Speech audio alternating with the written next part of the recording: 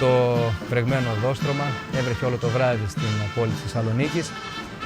Ας αναφερθούμε τώρα στην Φιλαρμονική Ορχήστρα του Δήμου Θεσσαλονίκης, η οποία περνάει μπροστά από την εξέδρα των επισήμων, φυσικά πεανίζοντας το γνωστό «Μακεδονία ξακουστεί». Η Φιλαρμονική του Δήμου Θεσσαλονίκης ιδρύθηκε το 1936 και λειτουργήσε για πρώτη φορά το 1938 με αρχιμουσικό τον Αείμνηστο Παναγόπουλο και αργότερα τον Εμμανουήλ Εκατερίνη. Τα πρώτα χρόνια συμμετείχε ως επιτοπλίστων σε λιτανίες, παρελάσεις και τοπικές γιορτές. Το 1954 με διευθυντή τον Φλόρο οι δραστηριότητες της επεκτάθηκαν με συναυλίες σε κλειστούς χώρους. Το 1965 ανέλαβε αρχιμουσικός ο αείμνηστος Νίκος Αστρινίδης, ο οποίος εμπλούτησε ακόμη περισσότερο το ρεπερτόριο της ορχήστρας. Σηκώθηκε προς τιμήν των τμήματων που άρχισαν ήδη να παρελάβουν και της Φιλαρμονικής του Δήμου Θεσσαλονίκης. Σηκώθηκε προς της Δημοκρατίας. Παρακολουθούμε την εξέδρα. Με την πάροδο του χρόνου, λοιπόν, η Φιλαρμονική του Δήμου εξελίχθηκε σε σχήμα υψηλού επίπεδου, αποτελείται από επαγγελματίες μουσικούς, στην πλειοψηφία τους καθηγητές, συμμετέχει κατά παράδοση στο Φεστιβάλ Δημητρίων, εμφανίζεται στο Μέγαρο Μουσικής, στο Θέατρο της Εταιρείας Μακεδονικών Σπουδών, σε υπαίθριους χώρους, συνοδεύει σημαντικές πολιτικές εκδηλώσεις. Από τις δραστηριότητές της δεν λείπουν οι μεγάλες συναυλίες σε συνεργασία με σημαντικούς καλλιτέχνες τόσο στην Ελλάδα όσο και στο εξωτερικό. Αρχιμουσικός της Φιλαρμονικής του Δήμου Θεσσαλονίκης είναι ο Νίκος Ψαλτόπουλος.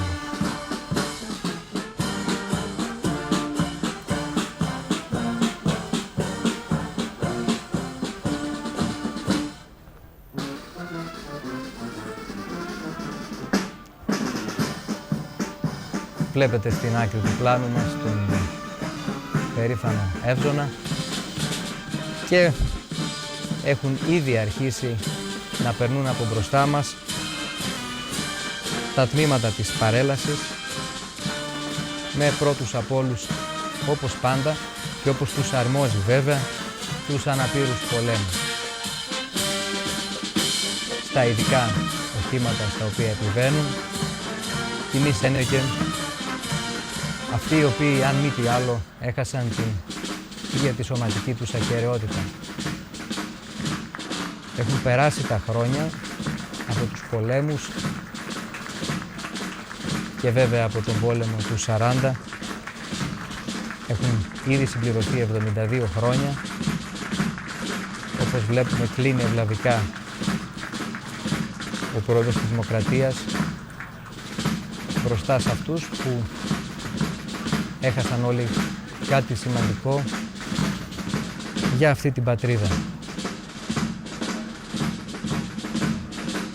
Με τη συνοδεία των γυναικών του Ερυθρού Σταυρού, του Ελληνικού Ερυθρού Σταυρού, περνάνε μπροστά από το χώρο της παρέλασης. Άνθρωποι ηλικιωμένοι, άνθρωποι στην τρίτη ηλικία πια. Βλέπουμε χαρακτηριστικά τον πρόεδρο της Δημοκρατίας με πόση προσοχή και ευλάβεια στέκεται. Βλέπετε στο κέντρο της οθόνης μας τον ηλικιωμένο αυτό άνθρωπο που παρά την αναπηρία του, παρά το μπαστούνι που αναγκάζεται να κρατάει, σηκώνει και την ελληνική σημαία. Οι γυναίκες ερυθροσταυρίτισσες, εδώ και πάρα πολλά χρόνια, όπως φυσικά και στον πόλεμο του 40, στέκονται δίπλα στους τραυματίες, δίπλα σε αυτούς που πόνεσαν και πονούν, σωματικά βέβαια.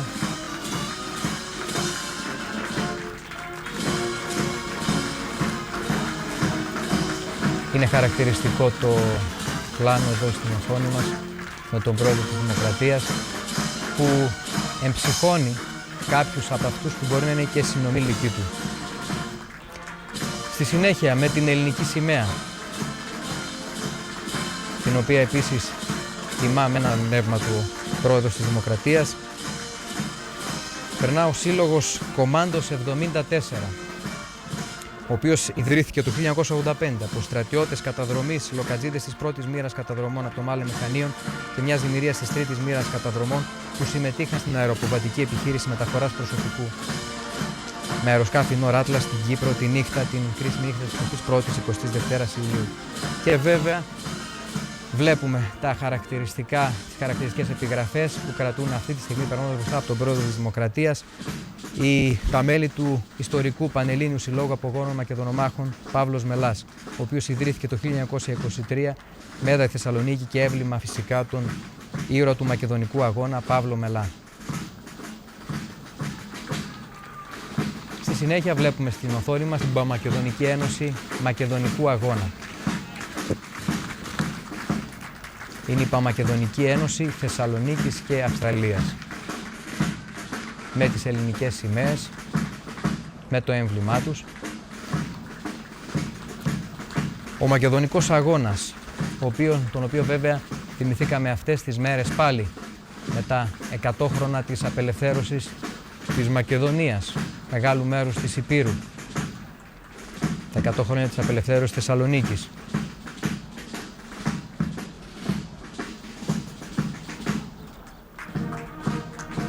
Βλέπουμε τα μέλη της Παμακεδονικής Ένωσης και με στολές ποντιακές.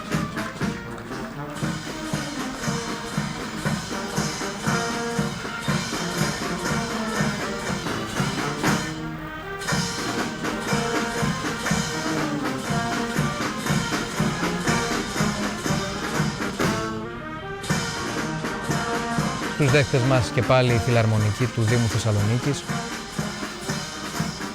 η εξέδρα των επισήμων.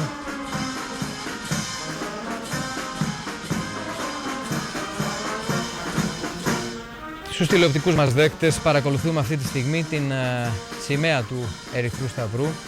Ο Ελληνικός Ερυθρός Σταυρός ιδρύθηκε στις 10 Ιουνίου του 1877. Από τη στιγμή της ίδρυσής του αναγνωρίστηκε από τη Διεθνή Επιτροπή Ερυθρού Σταυρού και σήμερα αποτελεί μέρος της οικογένειας του διεθνούς κινήματος Ερυθρού Σταυρού και Ερυθράς ημισελήνου. Ο πρόεδρος της Δημοκρατίας παρακολουθεί τις ερυθροσταυρίτισσες και τους ερυθροσταυρίτρες. Στη μακρά του πορεία ο Ερυθρός Σταυρός παραμένει σταθερά αφοσιωμένος στις διεθνείς ανθρωπιστικές αρχές, στην αλληλέγγυη εθελοντική προσφορά βοήθειας προς τον συνάνθρωπο. Ο Ελληνικός Ερυθρός Σταυρός είναι ο μεγαλύτερος μη κυβερνητικός οργανισμός στην Ελλάδα με σύνθετο έργο που βασίζεται στην εθελοντική δράση και την άμεση ανταπόκριση των πολιτών. Κινητοποιείται στοχεύοντας πάντα στην ανακούφιση του ανθρώπου, στην ανακούφιση του ανθρώπινου πόνου σε περίοδους πολέμου αλλά και ειρήνης, στηρίζοντας τραυματίες, ασθενείς, πρόσφυγες, ηλικιωμένους.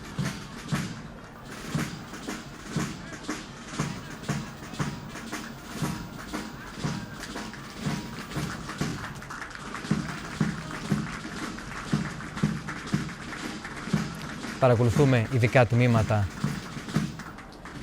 του Ελληνικού Ερυθρού Σταυρού, ο οποίος πλέον έχει πολλές δραστηριότητες, πέρα από τις γνωστές όπως γνωρίζαμε τα προηγούμενα χρόνια με τις ερυθροσταυρίτισσες. Εδώ βλέπουμε και την σημαία του Ερυθρού Σταυρού με τις ειδικές επίλεκτες ομάδες. Παρελάβουν αυτή τη στιγμή μπροστά από το βάθρο που βρίσκεται ο πρόεδρος της Ελληνικής Δημοκρατίας με την ελληνική σημαία.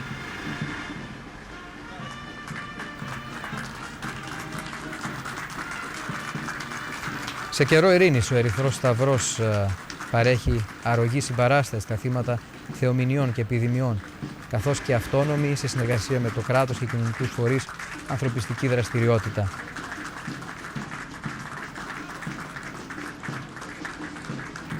Ακριβώς τώρα περνούν από μπροστά μας οι σύλλογοι της Εθνικής Αντίστασης, καθώς επίσης και οι σύλλογοι των ΑΧΕΠΑΝΣ, των ομογενειακών οργανώσεων από την Αμερική, Μέγας Αλέξανδρος και Θυγατέρες Πινελόπη, όπως ονομάζονται.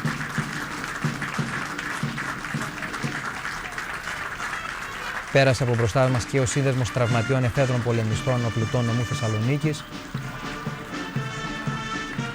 και την πρώτη ομάδα τμήματων συμπληρώνουν τα παιδιά του συλλόγου με σύνδρομο Down.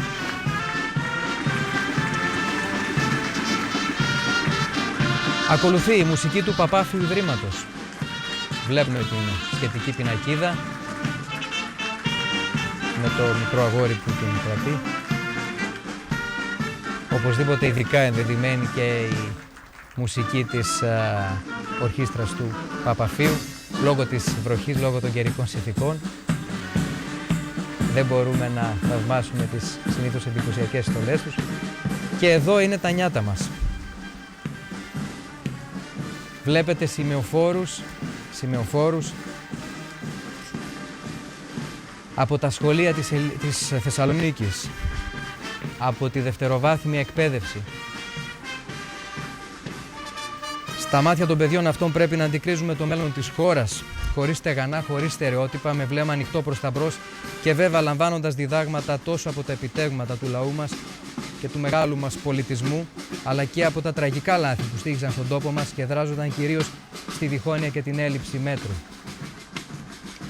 Είναι σημαντικό τέτοιες μέρες να κάνουμε ως ενήλικες την αυτοκριτική μας, προκειμένου να μπορούμε να διδάξουμε με ειλικρίνεια αυτά τα παιδιά, αυτούς τους εφήβους, τα παιδιά όλων μας στις κρίσιμες αυτές ώρες της πατρίδας. Στην παιδεία μπορούμε και πρέπει να επενδύσουμε το μέλλον της χώρας. Χωρίς ουσιαστική παιδεία, καλλιέργεια, μόρφωση, τίποτε καλό δεν μπορεί να περιμένουμε στον τόπο αυτό. Να θυμηθούμε στο σημείο αυτό τον Παλαμά που έλεγε «Σκολιά χτίστε».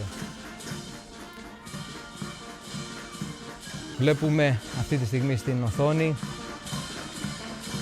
δύο τμήματα από δύο σχολεία της δευτεροβάθμιας εκπαίδευσης που επιλέχθηκαν εδώ από τη Θεσσαλονίκη να παρελάσουν σήμερα ενώπιον του Προέδρου της Δημοκρατίας.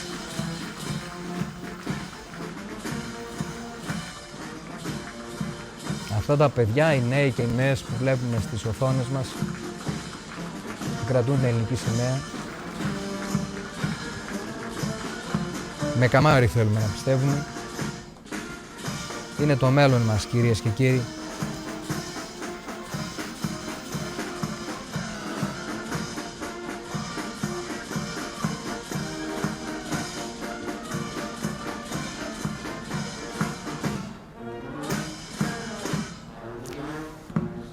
Ολοκληρώθηκε και η ομάδα των τμήματων της μέσης εκπαίδευσης και από εδώ και πέρα θα περάσουν οι σύλλογοι, τα σωματεία με τις παραδοσιακές φορεσιές, όπου τιμής ένεκεν βλέπουμε να προπορεύεται ο Όμιλος Βρακοφόρων Κρήτης. Ρεθύμνης όπως ήταν αρχικά και ιδρύθηκε το 1973 στην πόλη του Ρεθύμνου από μια ομάδα κριτικών, τώρα πια με πρόεδρο τον Στέλιο Κιαγιαδάκη, ο Όμιλος Βρακοφόρων, καταξιωμένος συνείδησης του κριτικού λαού ως ένας από τους μεγαλύτερους παραδοσιακούς φορείς του νησιού, ο οποίος έχει μετανομαστεί πλέον σε Όμιλο Βρακοφόρων όλης της Κρήτης. Διοργανώνει με μεγάλη επιτυχία παγκρίτιες εκδηλώσεις προβολής της κριτικής παράδοσης. Εκτός από χορευτικό τμήμα διαθέτει και θεατρική ομάδα. Σημαντικότατη οφείλουμε να πούμε πως είναι οι δεσμοί της Μεγαλονήσου, της Κρήτης, με τη Μακεδονία. Στην οθόνη μας όμως τώρα βλέπουμε την Πανελλήνια Ομοσπονδία Πολιτιστικών Συλλόγων Βλάχων.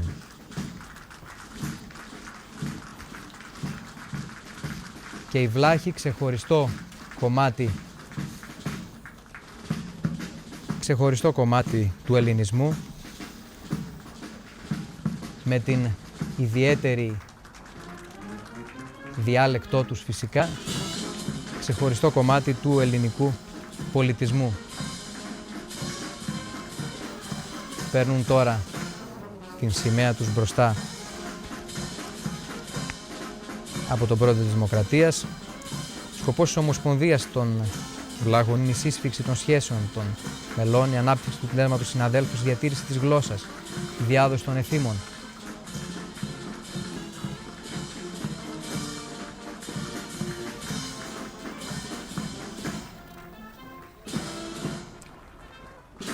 Συνεχίζουν τα τμήματα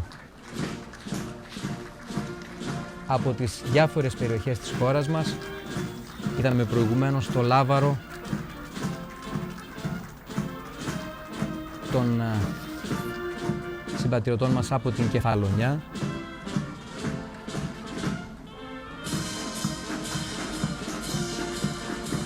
διάφορες ομοσπονδίες, Ομοσπονδία Θρακικών Σωματείων, Θρακική Εστία,